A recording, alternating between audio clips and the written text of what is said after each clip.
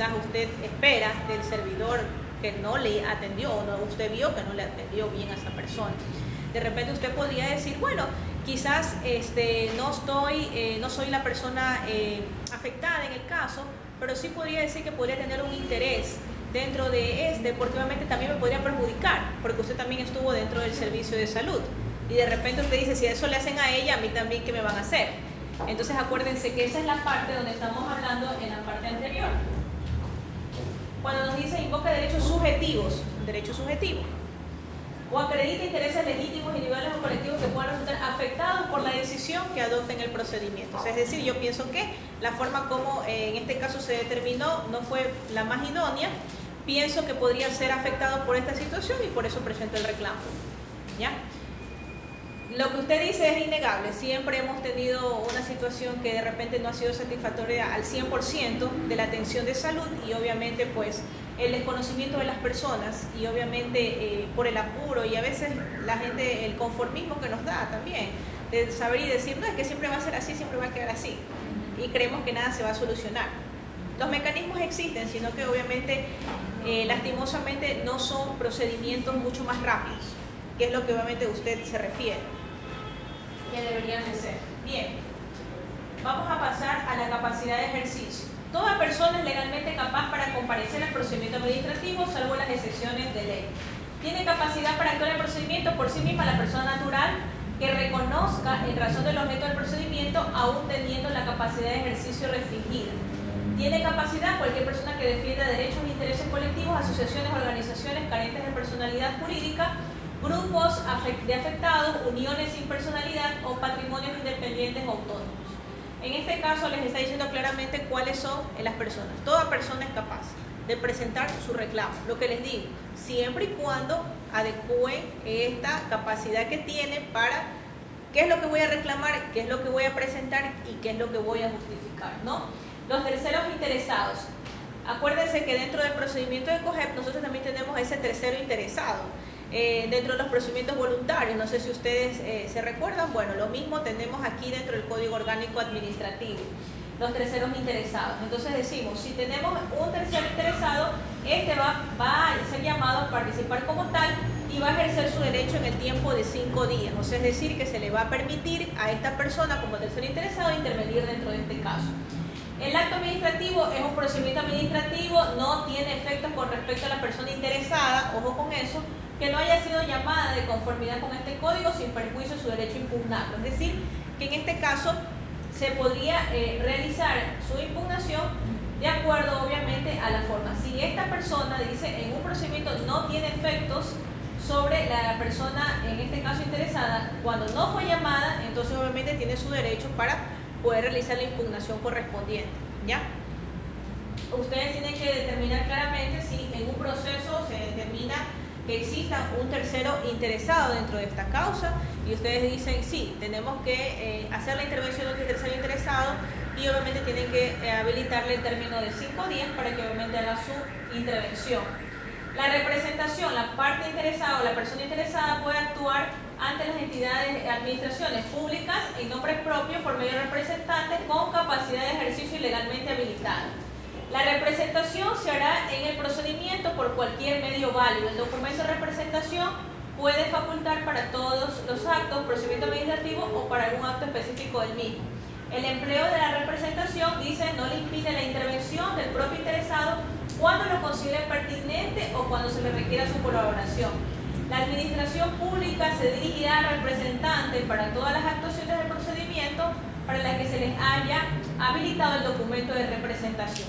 Acuérdense que las acciones del personal, los nombramientos son las habilitantes para que obviamente puedan intervenir dentro de este procedimiento administrativo. Como se les indica claramente arriba, pues obviamente en este caso pueden actuar las personas interesadas a nombre propio o por medio de un representante.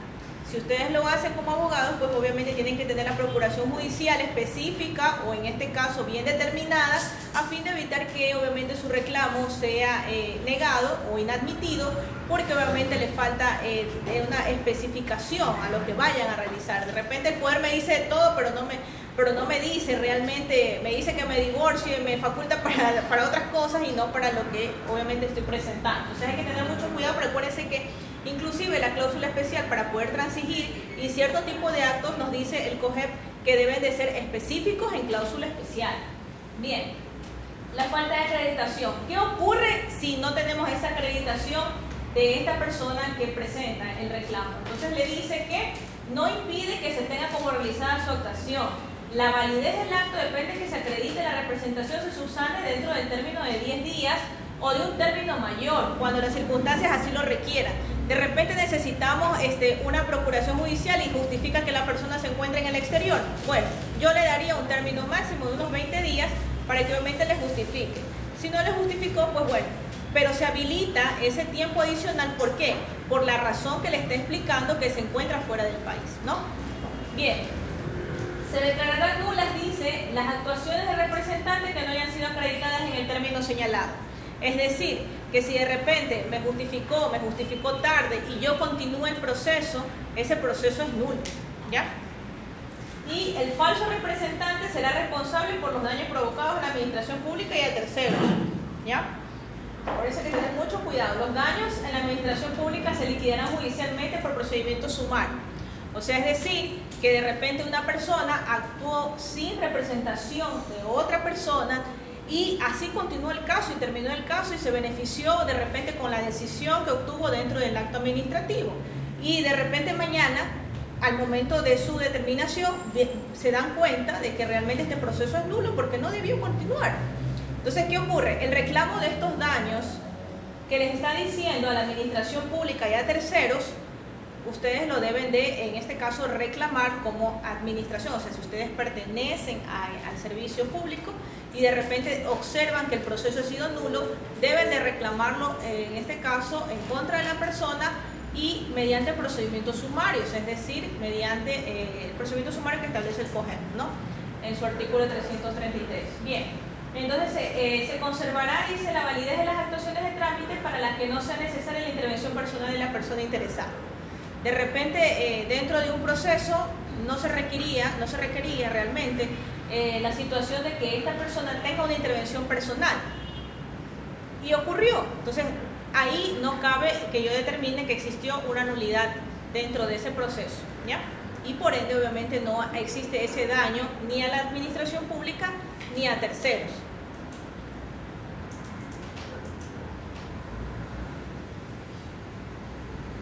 Bien, revocatoria y la representación. Cuando presenten la revocatoria, ¿qué se le dice? Que debe de comunicarlo por escrito. En este caso, un documento que, declaración de comparecencia personal que produce efectos de recepción o desde la comparecencia. Representación otorgada. A falta de representante, nos dice, la administración pública puede designar uno para garantizar el derecho a la tutela administrativa en la sustanciación del procedimiento cuando la persona, en este caso, primero, no puede ser identificada, cuando la persona se oculte, cuando se desconozca su residencia o se encuentre en el extranjero, o en este caso se encuentre incapacitada legalmente o de hecho, no se encuentre en condiciones para intervenir personalmente en el procedimiento administrativo o tenga la capacidad de ejercicio restringida, ¿ya? O sea, es decir, que la administración pública le va a designar, en este caso, un representante para que se haga efectiva el derecho de la tutela administrativa dentro de este caso, ¿ya? ¿Quién sería? Aquí le estoy diciendo las circunstancias, la persona que no puede ser identificada. Estoy en el extranjero, la administración pública me pone una persona en la función pública es el defensor público. Y acá, aquí me pone. Sí le puede poner un representante de repente que se cuente con un representante de la Defensoría del Pueblo, podría ser la persona que la podría determinar, para que obviamente se determine si es que, cuando hablamos de provisión de servicios, ¿no? Entonces, de repente, si es un reclamo de esa naturaleza, bienes y servicios públicos, de repente le podrían contar con eso. O dentro de la institución mismo podría existir algún representante, que eso no le impide que no lo tenga, ¿ya? Porque obviamente es como esa persona que nos va a ayudar dentro del proceso y obviamente como para seguir el caso. Pero cuando le dice, por ejemplo, se encuentra incapacitada legalmente, de hecho, hablamos de las personas que pudieran estar en insolvencia, las personas que pudieran estar en interdicción, las personas... Pero regularmente estos son casos excepcionales, como ustedes los ven. ¿Por qué?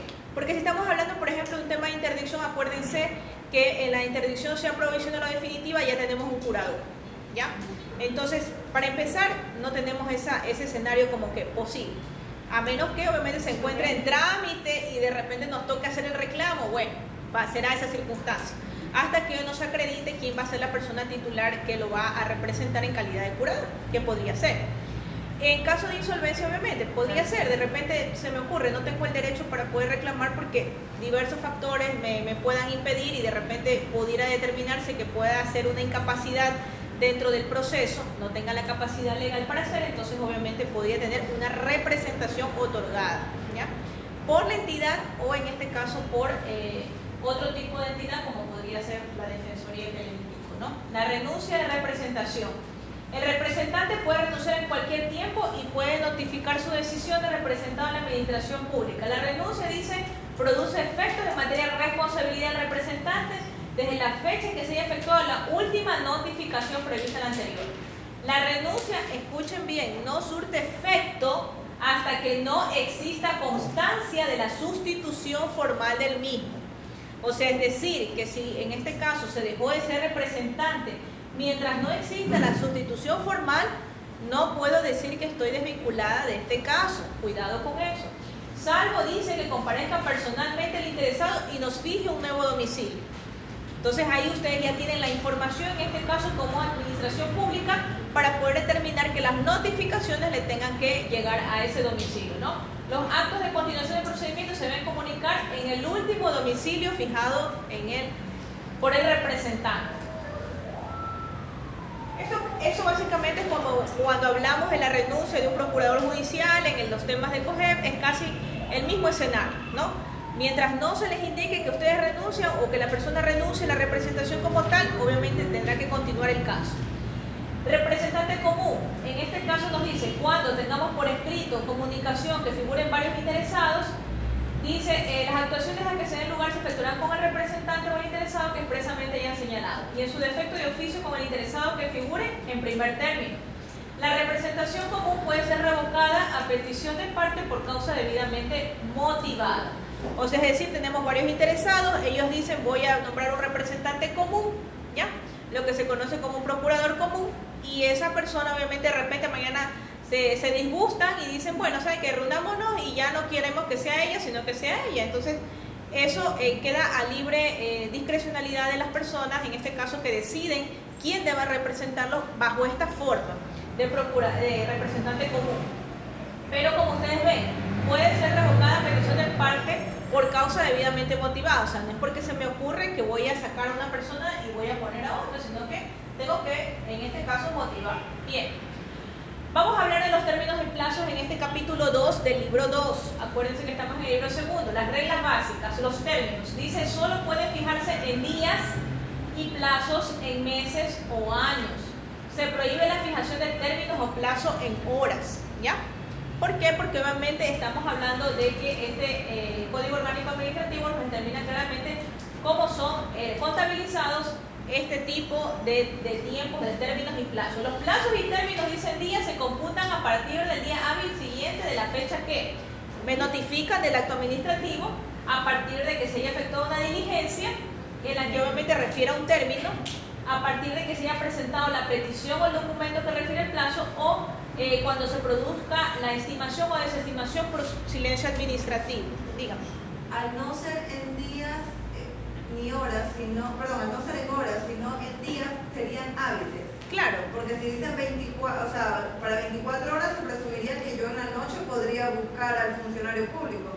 Pero si me están diciendo solo días, horarios... por eso le estoy diciendo, en este caso, la autoridad administrativa tiene que indicarle claramente, si estamos hablando del plazo en horas, se prohíbe la fijación de términos o plazos en horas. O sea, no le puede fijar a usted 24 horas. O sea, eso ya tiene que eliminarse. O sea, se entendería que deberían de cumplir esta normativa, ¿no? Por eso les pongo inclusive en rojo, para que denoten un poco el texto. Se dice prohíbe la fijación de términos o plazos en hora. En el término de 72 horas, por favor, término 3 días. ¿Ya? O sea, hay que modularse en la parte cuando se redacta el texto. En eso hemos incurrido y se dice de manera general, porque obviamente siempre estábamos acostumbrados a los procedimientos judiciales y se decía en el término de 72 horas justifique, ¿ya? Pero obviamente eso no es lo que corresponde en el Código Orgánico Administrativo, ya eso se corrige, entonces le dice, está prohibido, usted no puede hacer esto, usted tiene que poner 3 días, término de 3 días haga esto, término de 5 días tal cosa, o en el plazo de 3 días tal cosa, ¿ya? Pero no horas. Entonces aquí nos dice, ¿no? ¿A partir de qué se cuenta? Del día hábil de la notificación, del día de la diligencia en el cual corre el término, cuando se presenta la petición, cuando se produzca en este caso la estimación o la desestimación por silencio administrativo. Aquí vamos, se excluyen del cómputo de los términos ¿qué días? Los sábados y domingos y los declarados feriados. Los días declarados como feriados en la jurisdicción de la persona interesada se entenderán como tal en la sede del órgano administrativo o viceversa. Es decir, por ejemplo, el reclamo se encuentra en la ciudad de Quito y resulta que nos cayó en las fiestas de Quito. Entonces, obviamente, acuérdense que se va a excluir del cómputo de ese término porque obviamente allá es un feriado. Lo mismo correspondería aquí. Si de repente tenemos el feriado aquí y nos tocaría presentar una documentación allá dentro de ese plazo, en Quito, por ejemplo, entonces obviamente tendríamos que considerar que dentro de ese tiempo no fue hábil tampoco para la persona interesada, o sea, es decir, para ambos, ¿no? No es que solamente es para la entidad administrativa, sino también para la persona interesada. Cómputos de plazo, el plazo se lo computará de fecha a fecha.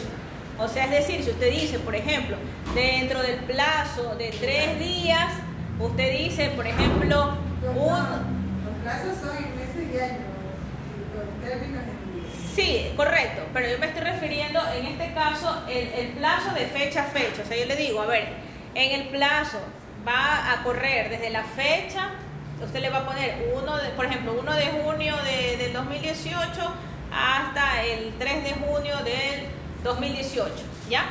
Ese es el rango que debe de ser el formato en el cual se debe de determinar la fijación del plazo. Dice, si en el mes de vencimiento no hay día equivalente a aquel que comienza el cómputo, se entiende que el plazo expira el último día del mes, ¿ya? Cuando tenemos en este caso el día equivalente, dígame. Sí, respecto al primer inciso del 160, el reglamento para los reclamos que tienen la superintendencia de compañías señala que para presentar el recurso extraordinario de revisión el plazo es un año. Ya. En este caso no me señala en este caso, claro, la última resolución de ellos fue el 1 de julio del 2017. No lo dice, solamente el recurso de revisión es un año. Entonces debo contar un año, 1 de julio se la resolución del 2017, sería el 1 de julio del 2018. Bueno, en primer lugar tenemos que saber primero desde cuándo fue emitida esa resolución. 1 de julio del 2017.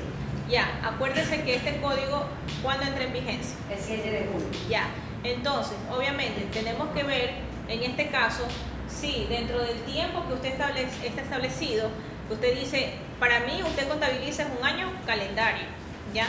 Pero obviamente, si le dice término, ¿no? O plazo. No, dice plazo un año. Bueno, si le dice plazo un año, acuérdese que lo hacía de acuerdo a la normativa anterior.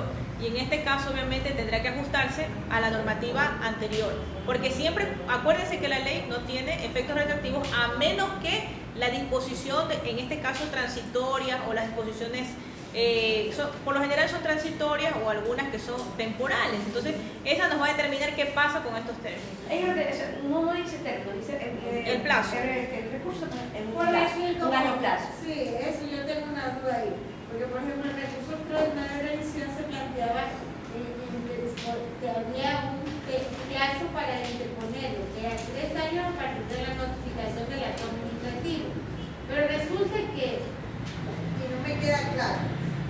Si a mí me notifican el 8 de junio del 2015 y yo presento el recurso el 8 de junio del 2018, ¿estoy dentro del plazo o no? A ver, primero ahorita no se confundan, estamos ahorita hablando de los procedimientos administrativos, todavía no vamos, por eso, pero es que nosotros todavía no vamos hacia los temas, en este caso específicos. Mire, primero tienen que ver la resolución, cuándo fue emitida. Es lo primero que tienen que ver. De acuerdo a la normativa anterior, si fue dentro de la normativa anterior, y tenemos los plazos de acuerdo al régimen, como usted dice, dentro del régimen de la superintendencia, compañías que tienen un régimen que ha especificado, porque cada uno tiene su propia reglamentación. Es de la misma pregunta de él. Un año. El plazo fue el acto primero de junio. El año sería al otro 1 de junio o feneció El 30. El 30. O sea, el último día del mes anterior. Porque si ya por ejemplo, decir, se interpone el 1 de junio De 1 a 1 no va. ya A ver, acuérdense que ya eso está no va. fuera del plazo. Siempre son, se indica del último día del mes anterior. De acuerdo a la normativa, en este caso sí que fue emitido antes de la vigencia de este código, ¿ya? Desde la vigencia de este código ya tenemos que tener mayor precaución en asignar y determinar los términos y plazos correspondientes, ¿ya? Sí. ¿Ya? Ya. Hasta ahí ya quedó. Bien. Lo mismo. Bien, ampliación o términos de o plazos. ¿Qué pasa aquí? Las administraciones públicas, de oficio o petición de la parte interesada, siempre que no le perjudique a la tercera persona. Acuérdense que sí tenemos esa presentación de ese tercero interesado que puede intervenir en este caso. Y se le puede conceder ampliación de los términos que previste, en este caso, que no excedan a la mitad de los mismos. La petición de la persona interesada y la decisión de la ampliación se producirá antes del vencimiento del plazo. En ningún momento yo puedo ampliar un término o plazo que ya está vencido. Cuidado con eso. Ahí lo que usted dice, o plazos previstos que no excedan de la mitad de los mismos. Si me concedieron plazo, un mes, del 1 al 31, y no puede exceder de la mitad, entonces me tienen que dar solamente 15 días. Pero estamos hablando, a ver, primero acuérdense que los plazos tienen que estar determinados por las fechas. Por eso, es lo ya, primero. Ya, mi término se vence el 30. Es que vamos ahí, me vale de término, entonces el término es diferente. Claro, pero es que ahí, mire, doctora, dice, los términos o plazos previstos que no Por eso excedan le de la estoy mitad diciendo, de los a ver, mismos. Pongamos el ejemplo del mes de 31. es que no tengo una pizarra. Ya. Para que, mire, es que lo que pasa es que la forma, Sí. no se me olvida. La forma de cómputo del término lo hace de una forma diferente y quizás por eso tenemos todavía como que esa situación que nos coge como nuevos, ¿no? Entonces, no es lo mismo que yo pueda decir tal fecha, por ejemplo, y obviamente determinar cuando sea un término.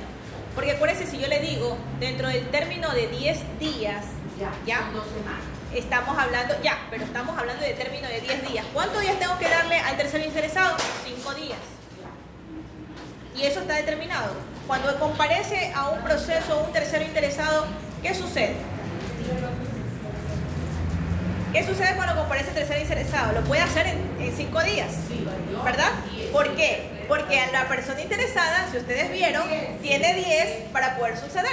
Y eso está respetado dentro de la norma. Así es. Ya, ahora, lo que vamos a ver es que ustedes como, en este caso, personas que trabajan en entidades públicas tienen que chequear si obviamente yo le concedo a una parte, por ejemplo, cuando nos dice el plazo, si me dice el plazo tiene que ir de fecha a fecha. Sí, ¿ya? ¿Qué es la diferencia?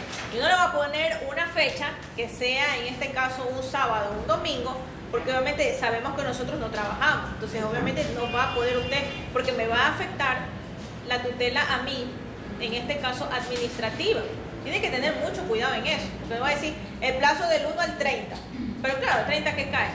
Día sábado, domingo. ¿Trabaja la entidad pública? Tengo que dar entonces. Entonces, por eso le digo, hay que usar los términos y los plazos de forma un poco más razonables. ¿Ya? A ver, vamos primero retrocediendo para... Bien. Ahí vamos. Entonces, miren, dice, los términos solo pueden fijarse... ¿Ya? En días. Días. Es una clase. Y plazo... En meses y años. o años. No y años, cuidado. O lo uno o lo otro. Bien. Entonces, los plazos y los términos, ¿cuándo se computan? A partir del siguiente día. Hábil, correcto. Lo que yo le estoy diciendo es, si yo le voy a poner lo de las fechas, tiene que ser, obviamente, en una fecha que sea hábil.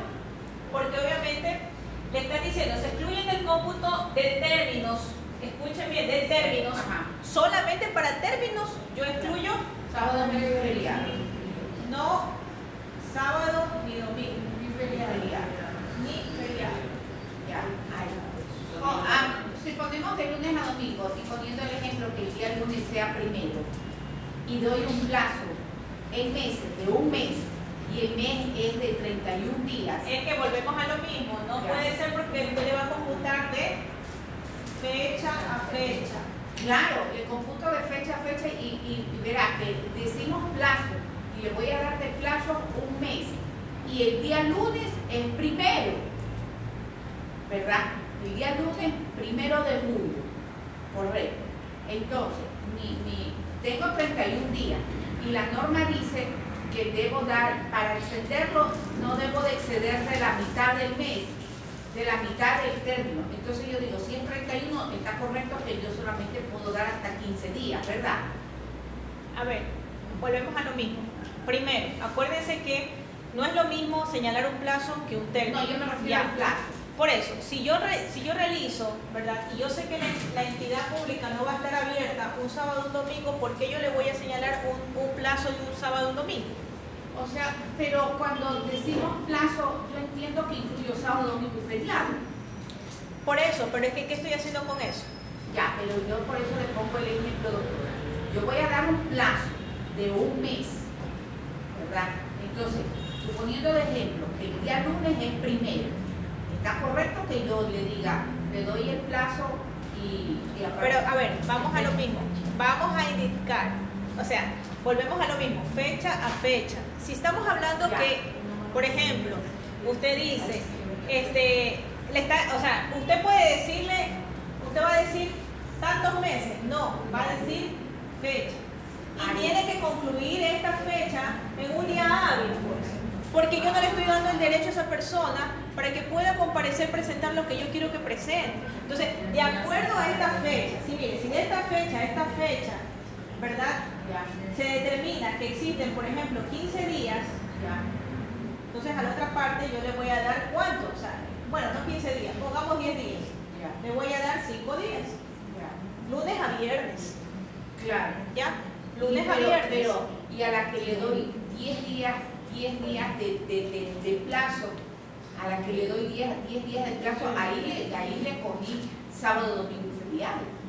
Por eso les estoy diciendo, a ver, en primer lugar, les puede Del coger... 1 al 10, por ejemplo. A ver, es que por eso le estoy diciendo, primero, si la entidad pública no trabaja sábado y domingo, ¿por qué usted le va a dar un plazo? Ah, ya. Ahora Tiene que darle términos. Ah, ya. A menos que sea una entidad que trabaja en turnos, o qué sé yo, y de repente sí me Ahora pueden sí. recibir, ¿me entiendes? Porque de eso se trata, la tutela administrativa. Entonces, si yo... Eso es lo que dice el Código Tributario, porque el artículo 12, numeral 2 del Código Tributario dice: los plazos o términos establecidos por día se entenderán siempre referidos a días hábiles. Por eso les estoy diciendo, son los días hábiles, o sea, no se confundan con eso. Ya, ya. O sea, no podemos hablar de manera genérica aquí y además ya tenemos ley expresa, o sea, ya nos dice claramente el Código Orgánico Administrativo que esto está prohibido, o sea, no puedo yo decir que del 1 al 31 y ahí no importa si cayó domingo. Entonces, por eso le digo, trabaja el día sábado, trabaja el día domingo, no, entonces tengo que fijarlo de fecha a fecha, de tal manera que de forma prudencial tenga no trabaja de lunes. ese derecho, esa persona, a poder presentar lo que tenga que presentar. Ok. Y el tercer interesado, la mitad del tiempo que realmente pueda presentar. Porque si yo le voy a poner un domingo y la entidad en este caso está cerrada, Ya. ¿le estoy dando un derecho para que pueda hacer lo que le mando a hacer? No, pues. Entonces hay que tener un poquito más de precaución, nada más. Ya esto ya está arreglado, ya está determinado y sobre esta base es la que nosotros tenemos que regirnos adelante, ¿no?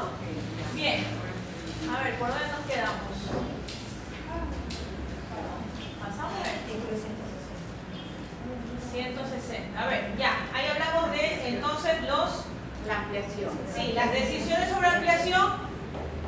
Mire, las decisiones sobre ampliación de términos o plazos no son susceptibles de recurso. De repente alguien les presenta un recurso porque ustedes ampliaron un término por el tercero interesado, el tercero que presentan, y entonces usted le dice, no cabe ningún tipo de recurso sobre este tipo de situaciones, ¿no?